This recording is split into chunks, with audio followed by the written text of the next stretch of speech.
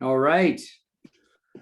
Good afternoon, good morning, everybody. We are seeing the participant room fill up, and it is good to see so many old and new faces joining the webinar. Hello, hello. We're gonna go ahead and get started in a minute or two. I think Zoom is doing its thing and allowing the room to get all filled up, so that's wonderful. Thanks everybody so much for being here. One thing I'd like to ask the participants who are early and who are on, I would love it if you could just shoot a question in two places. One is either the chat, just say hello, or the Q&A panel. I want to make sure both of those are working. So if somebody who's already here can just do that really quick. Thank you, Paul. Good to see you. Hello, hello. Hello, Katie. Good to see you. Susan, nice to see you too. Awesome. Thank you for that. And on the Q&A panel will be, there we go. Perfect. Paul is ubiquitous. Hi, Doris. How are you? Good to see you. Awesome. So thanks, everybody. Good to be here today. We'll go ahead and get started in earnest in a minute or so. But I thought I would begin by doing a little bit of housekeeping and ground rules. So for those that have been on a previous and marketing webinar, we love questions and we love interaction. So we bring you experts who really know this material, and the purpose is not for them to necessarily just talk to each other, but it's to answer questions and make this as relevant as possible. So number one, use the chat bot and the Q&A box, and I will be monitoring those all the way through. If you have any questions or concerns at any time, please do feel free to let them go. We will have time for Q&A at the very end as well. So don't feel like you have to ask all of your questions throughout, but what I will do is monitor those and pepper in questions like that. And I'm seeing that it's about 2 after the hour, so I will go ahead and get started. So everybody, welcome. My name is Raj Kapoor. I'm the founder and managing director of And Marketing, and I'm super excited to be joined today by Darren Sudman and Melissa Margus Kapoor on the topic of cause marketing and strategic philanthropy.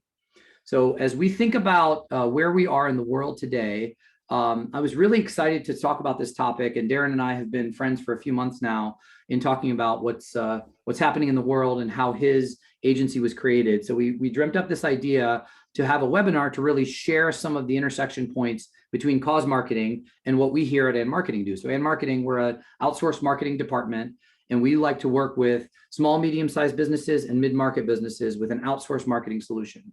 And what we like to say is we take the whole department on.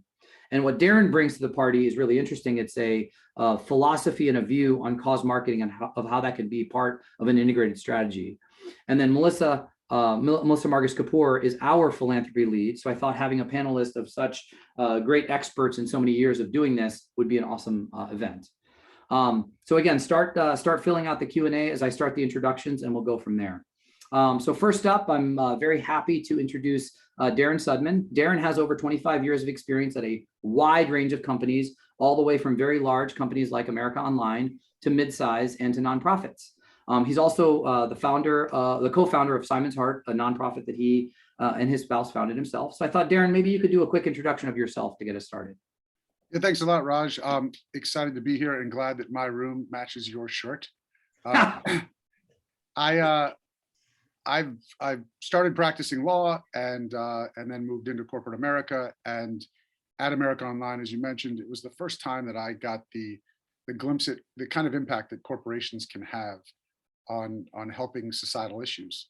And so after that, I had an opportunity to work at a couple other companies and do some cause marketing for them. And you alluded to the nonprofit that my wife and I started. We lost a son 16 years ago. He was 3 months old, found out it was heart related. So we started an organization called Simon's Heart, and I ran that full time for the last 8 years, and really engaged in cause marketing there. So I'm excited to be a part of this and to share my stories and experiences. Absolutely. Thank you so much, Darren. And you can see Darren's contact information. It's unless-agency.com. And then Darren's email address is there if you ever want to get in touch with him. Second, I'd love to introduce Melissa Margus Kapoor. She is our community relations and philanthropy lead in marketing, but she also brings 25 years of experience in promotions, public relations, and marketing. And she's been working on these programs for a long time. Melissa, I would love it if you gave a little bit of an introduction to yourself. Yeah, thanks, Raj. I'm really excited to be here with Darren and you and to be talking to everybody about cause marketing. I kind of have had a my have described it once as an upside down career, that I started out in small and medium-sized businesses with no marketing or promotions budgets and was told, here, go do something, go create something. So early on, as a young person, that forced me to be creative and really reach out and try and understand what could be accomplished with little to no budget. And one of the things I discovered early on was working with nonprofits could be a very powerful tool for small to medium-sized businesses. Then after I spent time in some of those smaller and medium-sized businesses, I joined corporate America, and I was giving bigger budgets. And I found that being given more money doesn't necessarily always equate to a better program. So it's really trying to craft programs and community relations and public relations programs that speak to your end clients' goals and their initiatives as well can really be powerful. Absolutely. Thank you so much, Melissa. Well, let's jump right in and let's talk about what we're going to talk about today. So the couple of questions that I want to reflect on for all of our participants. Number one is at And Marketing, we try to call ourselves uniqueness obsessed. And what that means to me is that we help our clients try to figure out what is truly unique about their company. We live in a world, and Darren's going to talk about it in a few minutes. We live in a world of hyper competitiveness and sameness. And what we try to help our clients figure out and then use as an asset in their marketing is really what helps you stand out, what makes you truly different. So what I'd like everybody to do in their notebooks or just in their minds right now is think about what truly makes your company or your business truly different. Why are you different? On what basis do people buy from you? I always like to say if you can put a direct competitor's name in your value proposition about what makes you unique, then it's obviously not unique and you need to think a little bit harder about it. The second is much more about cause marketing, right? So do you have a cause marketing program? Have you thought about it? You obviously signed up for a webinar because you have some level of interest in it. So think deeply about the types of causes you'd like to support. How do you decide on those causes? What factors did you consider? Melissa's going to share a framework about how a company who's thinking about doing cause marketing can start that process. She'll share in a little while. And then the second one is, how do you work with your beneficiary? So if you're working with another organization like a nonprofit, how do you find mutual benefit? So I like to live in a world of win-win. So I'm a disciple of Stephen Covey, and one of the 7 habits is think win-win. So how do you find that mutual benefit between you and the organizations that you partner with? Are you seeing ROI? Is it a tangible ROI? From the causes you've chosen. So these are the kinds of topics we're going to really think about. So I'd like it if everybody took a moment to self-reflect on what they're experiencing each. We do have a couple of questions in, and I'll sort of read through those and infuse those. But at this time, I want to hand it over to Darren. So Darren, you want to jump in and take over and talk a little bit about the business challenge? Sure. So we're seeing a change in thought and a change in demand, and some of that is highlighted here. We'll go over in a second. But essentially, what the problem we're trying to solve through cause marketing is helping companies differentiate themselves from a very crowded and competitive marketplace, and also helping companies attract and retain the best talent, because candidates are not just looking for jobs anymore. They're looking for places that can provide a paycheck, but can also contribute to society. So some of the statistics that we pulled here reflect about customer expectations, employee turnover and retention, and a hyper competitive marketplace. I don't need to read over the stats because I'm sure you guys were reading them as I was talking, but these are pretty compelling statistics that definitely enforce the fact that we as companies need to be doing more than just selling products and services. And as I alluded to, Raj, this is being driven by a new generation, the millennials, and they're constantly getting bashed in the media. But I think it's important to realize that every generation, a new generation comes on the scene, and they are a reflection of what they have endured. And so in 2016, the millennials became the largest body in the labor force, and they're going to be a force to be reckoned with. And if we pause for a second and don't jump on the bandwagon of whatever attribute you've recently heard about the generation, let's just consider for a second that they have grown up in a world where there was 9/11, the longest American war, 2 recessions, a global pandemic, and some other things that I'm probably overlooking. So it's not like they're just walking around with silver spoons in their mouths. So they have lived through difficult times, and they have formulated unique opinions, and now we have to respond to them. And Darren, if I could just add to that, that reminds me of the article that was in Forbes a little earlier in the summer about the Great Resignation.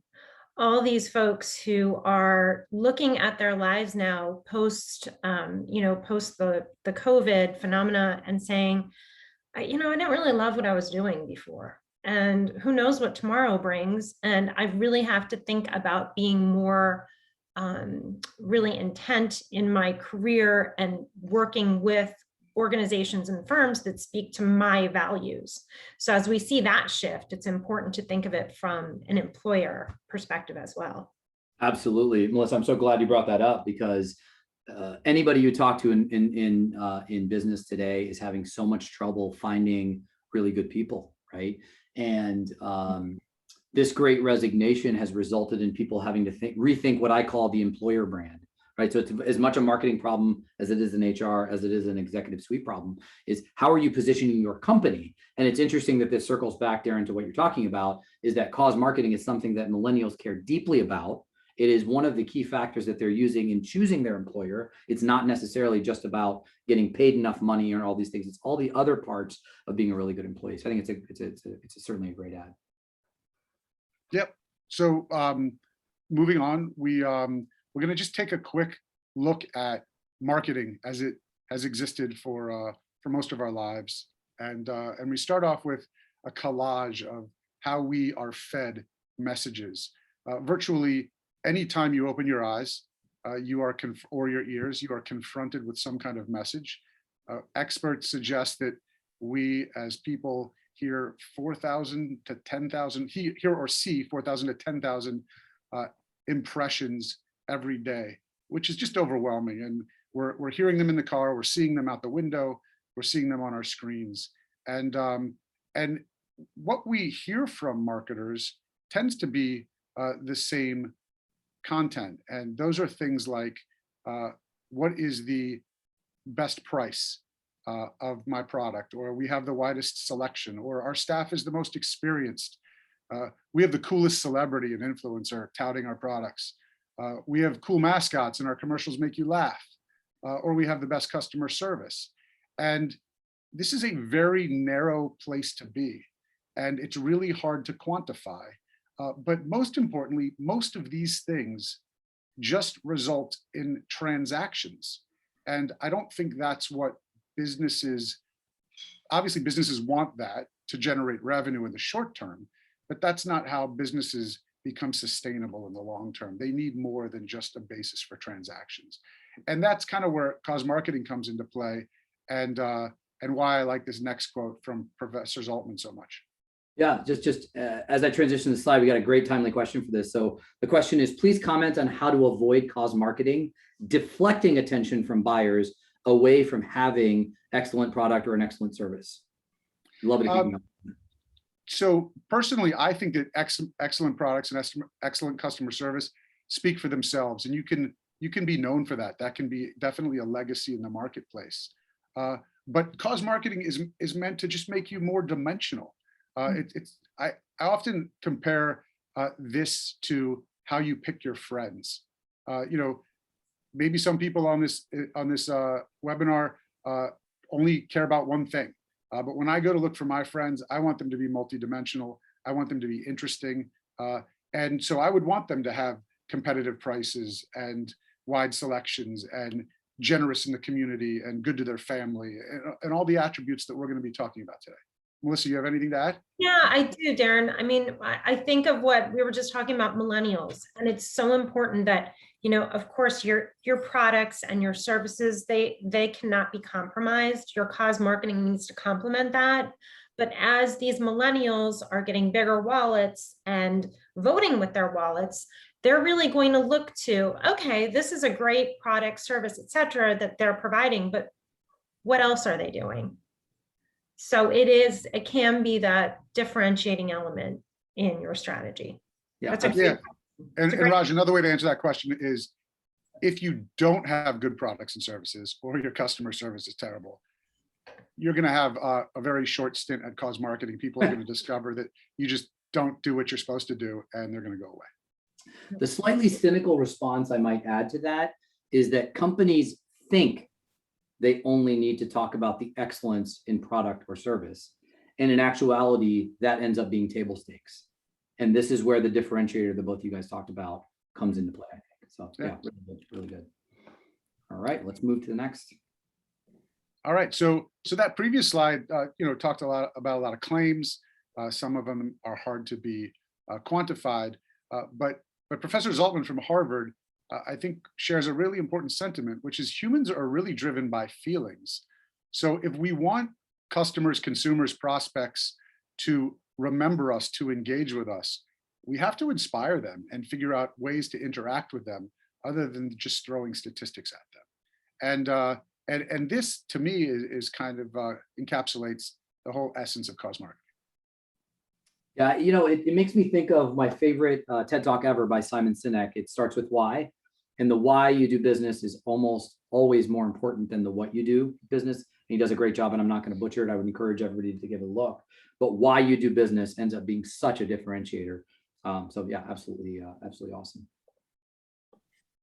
So Darren, as we transition, I got a good question from the group. It might be a simple question. I don't think it is. Are environmental beliefs affecting purchase decisions, that whole system, is that also considered a social issue in your mind? I think it 100% is, and I think it's one of the bigger social issues. But like with any company that embraces cause marketing, I think it has to be done in an intentional and authentic way. So while just because you're doing things to better the environment doesn't mean you have to share them. So if you're running a company whose product or service or backstory aligns very nicely with the environment, I think you should really promote it and highlight it. But if not, just quietly do your part. Mm-hmm, mm-hmm. I'd like to speak to that too. My part of my career I spent as a Whole Foods Market team member, so much so that I still go in there sometimes and think I work there, and I'll like face things on the shelf and I'm like, I'm not working.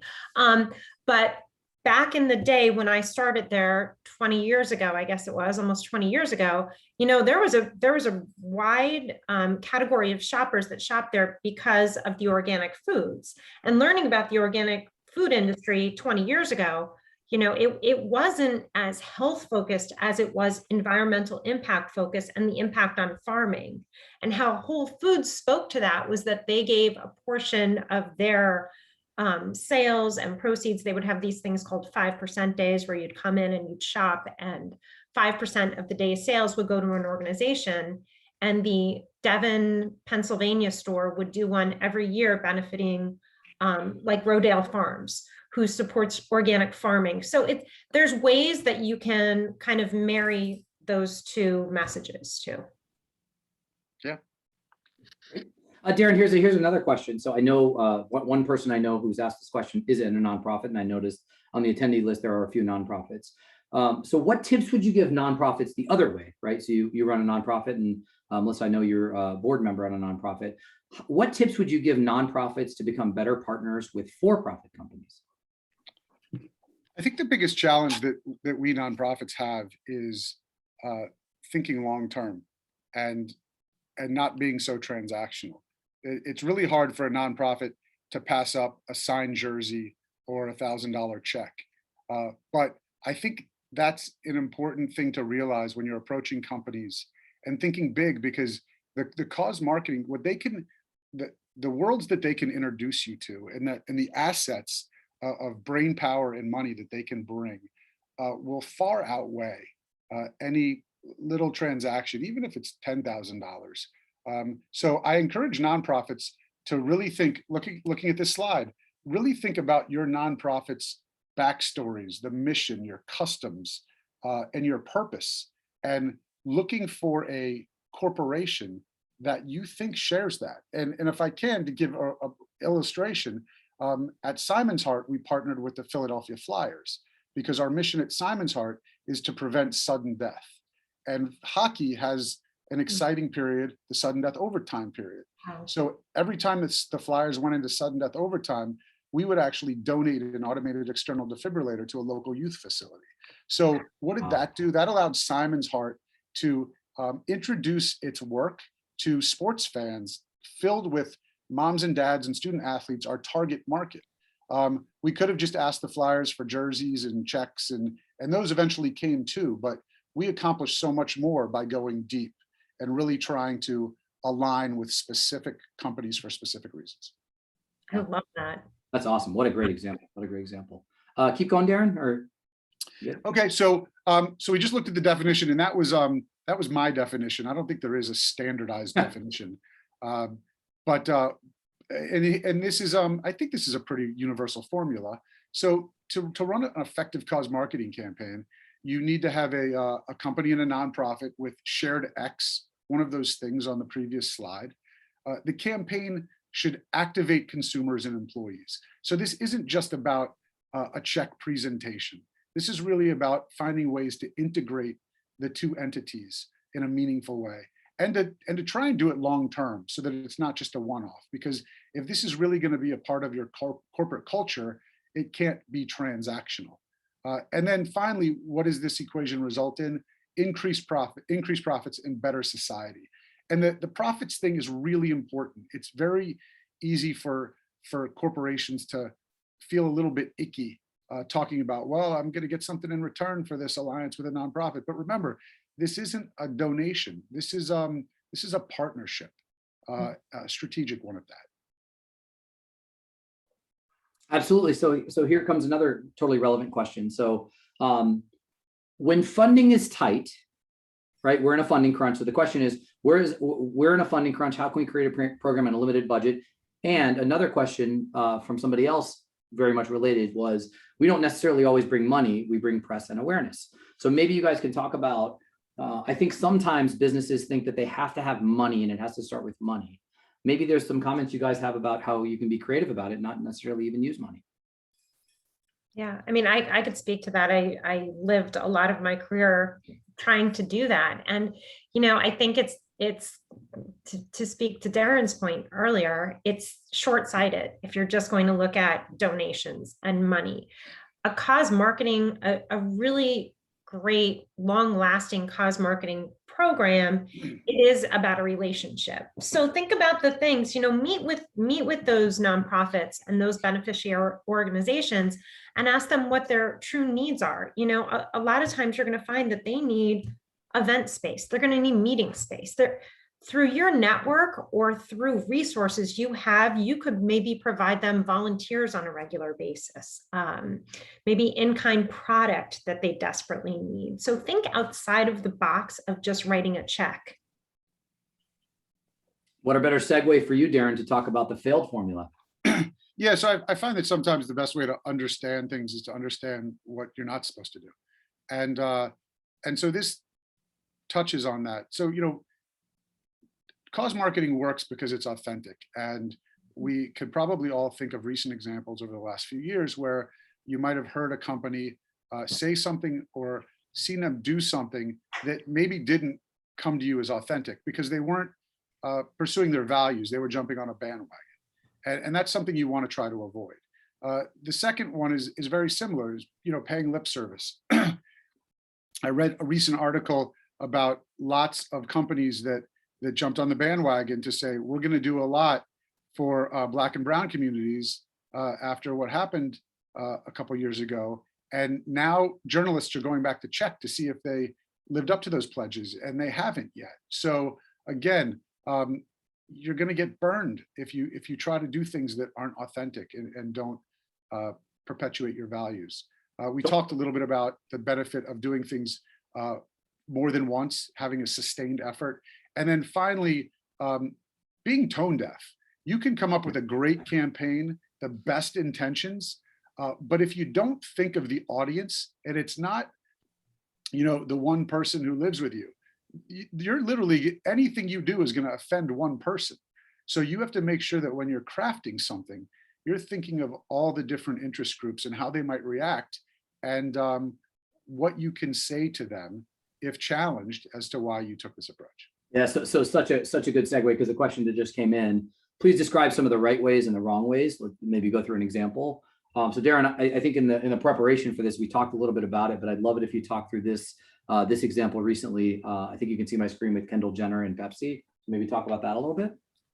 Yeah, so I don't know if you guys remember this, but in 2017, after the Black Lives Matter movement was in full force, Pepsi came out with an ad that really was meant to show diversity in the world.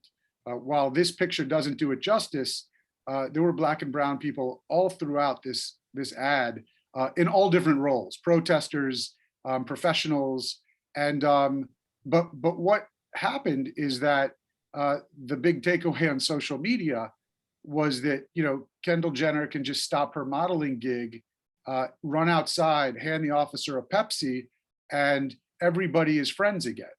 And so you could probably see how that would offend certain segments of society. And to drill down, you know, you see that one of the tweets that on her way out from her modeling gig to give this officer a Pepsi, she took off her wig and tossed it. And the person who happened to be part of the crew standing next to her was a Black woman. And so this was one reaction on Twitter of just, you know, typical, you know, pretty white girl throws wig to Black woman. And so again, I think what this point means, drives home, is that cause marketing, there's not one arbiter of a cause marketing campaign who judges everything. You have to really think of all the interest groups and how it's going to be received, and do your best, but be aware and make sure that the people around the table coming up with the campaigns represent society. Yeah, absolutely. Great. So a great question. Another one just popped in. I'd love to have you guys field is, where does cause marketing usually start? Is it CEO led? Is it market led? Is it employee led? Is it investors led? Where do you typically see these catalysts in your you know, decades of experiences? I think it can start anywhere based on, and it's dictated by the size of the company. Usually in a small company, it's going to be CEO driven. Then as it gets bigger, maybe it's marketing or HR driven, and then maybe it's foundation driven. But I think the more important thing, Raj, is that once it's identified as a priority, everybody participates and buys it. That this cannot be a top-down effort. You can't have a CEO or an executive say, "This is our cause. This is our effort. Everybody else get on board," because that just won't happen. Yeah, I might argue the opposite, Darren, because I think in some ways it has to be employee driven, because it's the causes that your employee base cares about. Now, it needs to be agreed to by the CEO, the market, all of those other things. But there's a level of, I guess, groundswell is the first word that comes to my mind as a small business owner myself, is when your employees are talking about something and you feel something in the ether, it's almost like you are compelled and you have to do something. Yep. So I wonder if there's a correlation, or if we have any data on these actually starting from employees versus being corporate mandate. We've all worked at big companies and nobody wants the sort of top-down corporate mandate of, hey, we're going to be about this cause or that cause. I wonder if you have any thoughts around that. I haven't seen any studies on that. Have you, Melissa? No, I haven't seen any studies on that, but I do think that this is almost one of those things, the chicken or the egg, because it, you know, in my career, my very first cause marketing big event I did, I remember this, you know, this man who had had a very long career in the grocery industry saying to me, "We did all this, we got all this media attention, we had all these people to our distribution facility, but we only give a $500 check to Meals on Wheels." And I remember as a young person thinking, well, that's really short-sighted, because you weren't going to give Meals on Wheels a penny. And so it was kind of like something that we brought to the senior leadership of our organization and made them think about it. And then I think about when I worked at Whole Foods Market, and part of their core values had always been giving back and paying people to do volunteer work and doing these, you know, 5% day programs. And in turn, that attracts employees, that speaks to their values, that they want that to be part of their career, to work with those organizations. So I I think it can come from different levels, but how it sustains is really contingent upon both the leadership and the employees working together to make it authentic and to bring it to life. That's great. That's great. Definitely. And then I think, Raj, my last slide is just to show some of the vehicles that are used for cause. No, just go back to that one real quick. Yeah. I'm sorry, I do have another slide after this. Okay.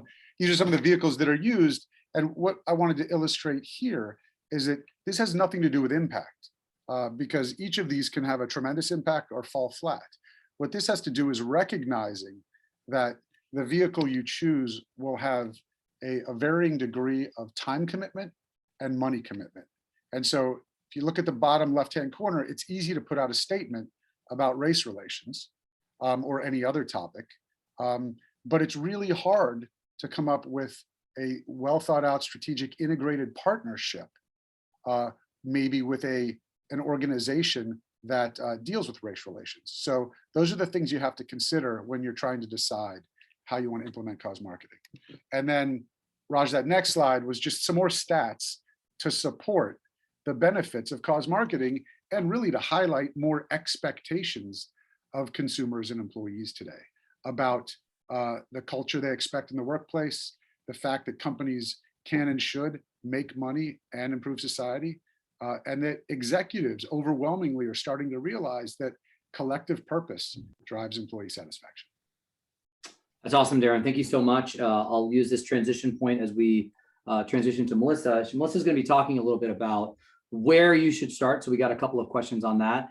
And then she's going to lead us through a couple of case studies of both small and medium-sized businesses and then larger, more established companies in doing that. And I'll use this transition point to remind everybody just to keep the questions coming. I think we've gotten all through all of them. We're probably going to be on for about 10 or 15 more minutes, and we'll have room at the end. But if you have any questions, please let those come through. And Melissa, why don't you go ahead and talk a little bit about where to start? Okay, great. Thank you so much, Raj. I think by now some of you are saying, okay, this is great. I'm in. Now, how do I do it? So there's a couple of simple steps. When you start anything like this, the first thing you should really do is assess what you've currently have done. And I've talked to clients before who have said, oh, I haven't done anything. And then they said, but we do every year as a team base, we go and we volunteer at a soup kitchen at the holidays. Well, that's something.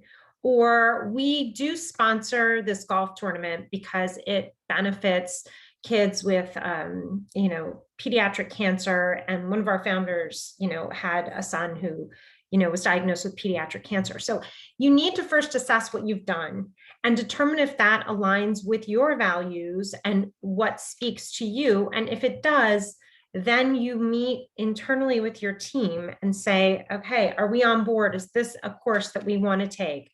Are we willing to make this part of our values, part of our core mission?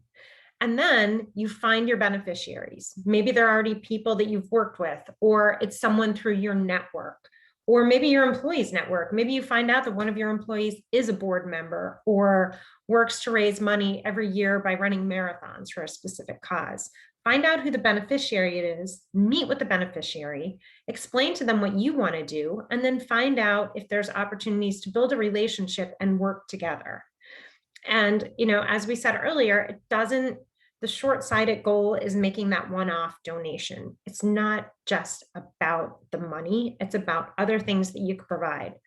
You may find out that organizations are in desperate need. You may be a financial advisor, and maybe they need some information and some expertise on financial direction. That's something you could provide. And in turn, don't be shy. Ask them what they can provide to you. Most nonprofits have really rich networks of volunteers and other business partners. So ask them, how do I work together to be part of that network?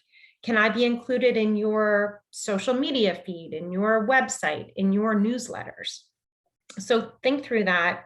And, I think a really simple example of this is there's this real estate office near us, near our home. And every year they would put out a sign for drop off your toys for tots. I would go in there every single year with my toys for tots. And I'd always browse their rental listings and I'd chat with the woman at the front desk. And, when it came time for us to move, that was the first place I went, because I had this kind of like relationship with them that I wasn't even aware of. So they became top of mind to me because this was something I always did. When you determine what you're going to do, figure out how you're going to tell your story. I talked about working with the beneficiary. Talk to them about how you can build your story. They may have some really great opportunities for you to develop a strategic PR plan with them, because they want to be able to tell the story that ABC Corporation came to us and they want to work with us, and we know assignment editors and we have reporters on our side. We're going to reach out to them and let them know of this great program that we're going to be providing, and then figure out how you could amplify that with your social media channels. Talk to people about what you're doing. They care. They want to hear about it. And make sure that your website's aligned, and not just your giving back website, but also I think in the HR portion, if you have job postings, talk about that. Talk about your giving back and partnerships that you have formed. Yeah, it's great. So Melissa, we got a question come in. What if you don't know how to find a beneficiary that aligns to your values? And Darren, you can feel free to chime in on this one too. How do you find a beneficiary? Well, I mean, I think a lot of times it is kind of just doing a little bit of that Q&A with your team or your clients and say, this is a cause that we think is important. Do you know anybody that works in this area or this field?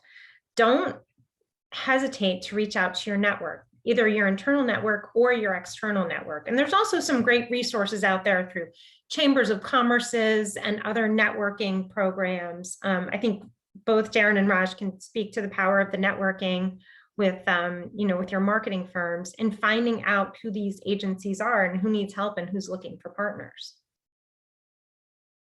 Yeah, absolutely. Absolutely. So here's a great question. I think it's very relevant. A lot of the times we think about cause marketing, we think about B2C, we think about consumer facing businesses. Melissa, you gave the example of being a drop-off location. That you tend to think of that as like a consumer facing thing. What about B2B? So most of our business, most of our clients are B2B, and this is a really relevant question. So I'd love any thoughts about how do you fit a cause marketing program into more of a B2B situation? I think it's the same strategy, because there's human beings buying your product, or there's human beings deciding if they're going to use you as a service. And then to layer on top of that, if you're government contractors or you're a publicly traded company, there are now provisions that maybe you have to have some kind of diversity or cause as a part of your culture. So for me, there's no difference. You might be able to have a little bit more fun with the campaign if you're trying to capture the imagination of consumers. But I think that the purpose and the essence of cause marketing is still there, that you can and should integrate these things into your work strategy. Yeah. And as more of those millennials take on senior leadership positions, they're going to be looking for that in the businesses they work with. So I agree with Darren. It's kind of one and the same. My plus one to that whole conversation is you should also take the time to think about what's important. If you're looking for a cause or looking for something to get behind, maybe think about what's important to your client base. So for example, if you make equipment of some kind and there's a large environmental impact, or you make chemicals or something and there's a large environmental impact, and part of your customer base is really concerned about environment, that came up as a potential social cause earlier. If you lead with that and say, talk about how in your programs or in your business, you have a lower environmental footprint, and that's something that is a buying criteria for your customers, that will allow you to tangibly differentiate your product and service and allow you to align with some sort of a social cause. So I think it's a little bit of a misnomer or a false choice that you have to be good, like in a cause marketing perspective, or you have to be good from an ROI or from a business perspective. I think the key part to the creativity to answer the question is to find those connection points between those areas that your customers care about. And also, oh, by the way, you have to deliver a great product and service. But Melissa, I think you had a couple examples to take us through. Well, this is my favorite example of all time. When I worked for the Center City Whole Foods Market, we had some contentious issues that arose with our neighborhood association. Anyone who's lived in the city is aware of how important it is to have a really good relationship with your neighborhood association. They can make or break you.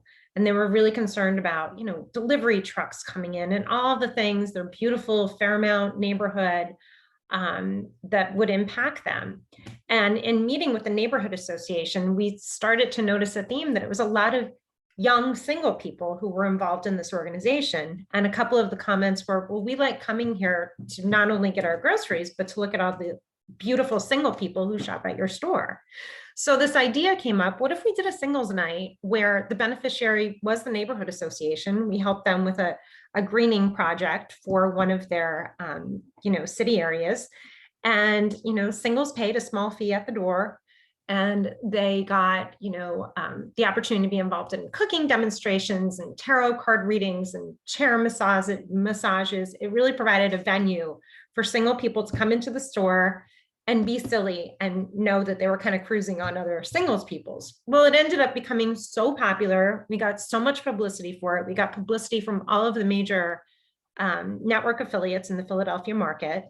And in 2006, it was brought to my attention, The New Adventures of Old Christine, which was a CBS sitcom, featured the main character, Julia Louis-Dreyfus, really desperate to find a date. So she went to the Whole Foods market in her Los Angeles neighborhood for a singles night.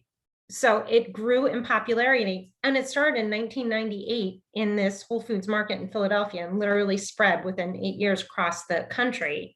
And now it's kind of a kitschy little thing. I mean, people joke about going to singles nights at grocery stores instead of hitting bars. So it's all good. And you should also point out that I think that catapulted her into the vice presidency. I think it did. I think it did. We have that to thank for her being VP, right? Yep. I love this one, Darren. I love this. Darren, you want to take us through the snack food company? Yeah, so this is a really cool one. And if you remember that grid I showed you, this is definitely in the top right corner. But a great way for a company who's in the snack food business already making a lemon treat to partner with a cause that is all about lemonade. And so proceeds from this treat went to pediatric cancer research. And it speaks to that end consumer is a lot of parents, right? And children, and great Philadelphia causes too.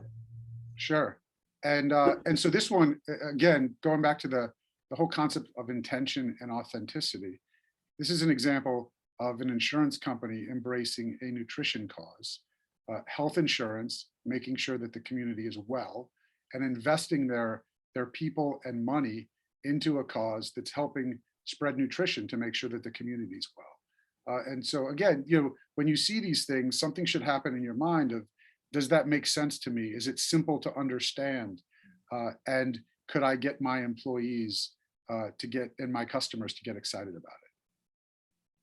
Yeah, I think it's great. And this is obviously more of a B2B example too, right? Insurance can be extremely B2B, and using your employees' time instead of just strictly money can be a great way to launch a program. So to answer that earlier question as well. So here's a question we have here. We give to a variety of causes already, such as golf outings. Are you suggesting we give these up? So I don't know which of you want to take that question. I say no, but I also say that you likely don't sell one product or service. You offer a few things, and I think that causes are no different. Causes are always going to be used for business development. You are always going to have a client who asks you to donate, a partner who suffered a tragedy, and so you gotta support there. But that's very different than the one thing we're encouraging you to really look inside yourself and inside your company and figure out what that authentic connection is, and use that as the thing to build your company brand around. Absolutely. I think of a board that I work with that is focused on kindness. And, they approached one of the a local medical practice for support. And the practice came back and said, this is outside of what we typically support, because we do have this pillar of we're related to things focused on health concerns in this one specific area. But it was brought to their attention that the foundation was founded because of the untimely passing of a young man who was actually one of their patients. And when they realized that, they said, we will absolutely support. So, it's one of those, there's no black and white, there has to be some gray. And, you have to think about what's important. Yeah, absolutely phenomenal. Good, good, totally agree. So now I think we'll open it up for questions. I think we have one question already in the bank, and just another reminder to everybody, please do throw any more questions either in the chat or in the Q&A session, and we're happy to stay on as long as we need to. Here's a question coming in. I'm an entrepreneur and I've identified causes for which I'm passionate, but they don't currently exist. My struggle is to find other people in the business world who might align with this unmet need and can help me vet my cause. It could be charter memberships, board memberships. What are the networks that I can use? Are there any networks that I can use to explore these relationships? Anything you guys know about? So this person is looking for involvement in a cause. So I think, and yeah, you can clarify. The question came from Bruce, and let me just pull it back up. Yep, he's identified causes for which he's passionate, but don't currently exist. He wants to find others in the business world that align around those values. Are there networks or places that they can go to go do that? I don't know of any groups for that. I think you just have to poke around, visit maybe visit like Meetup, visit some groups on LinkedIn that are very targeted.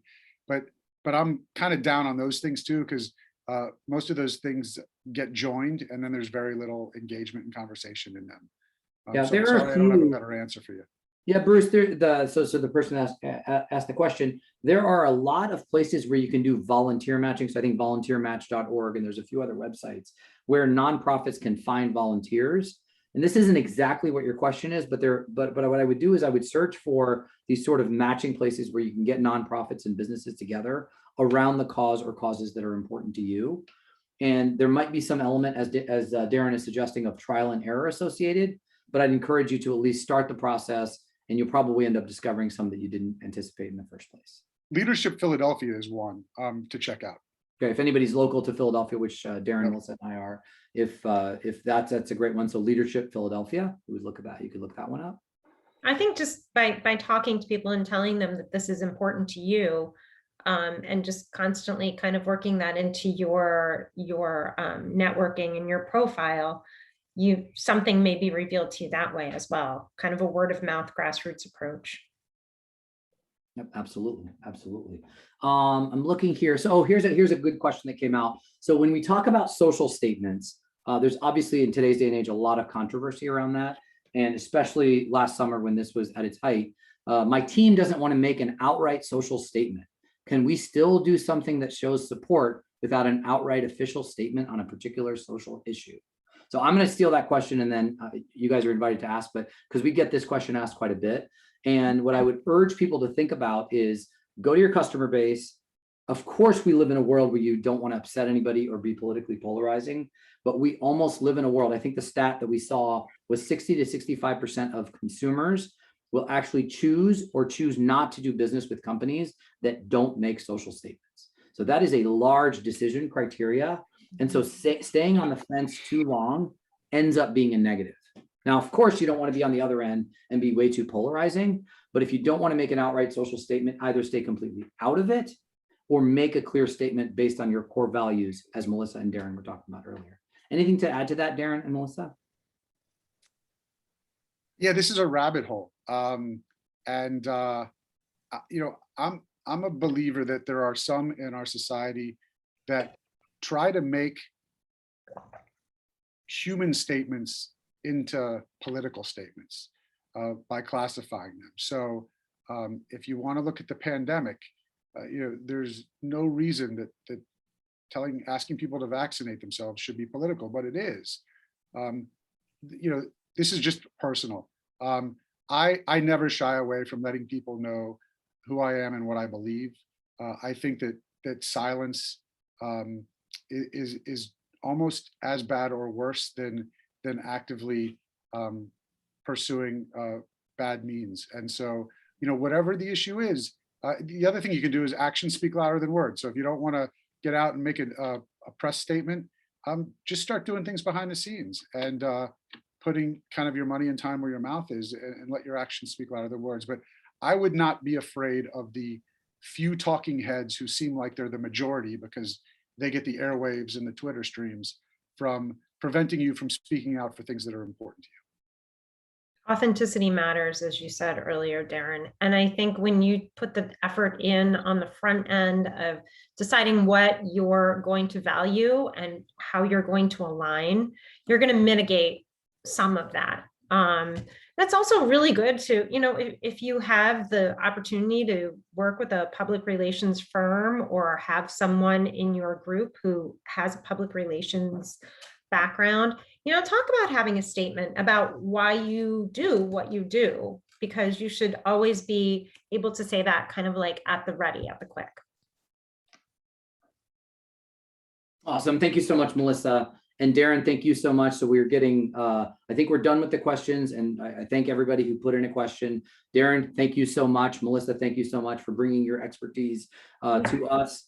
As we wrap, I just invite all questions about this topic to go to our expert, Darren Sudman. You can see Darren's email and his phone number there.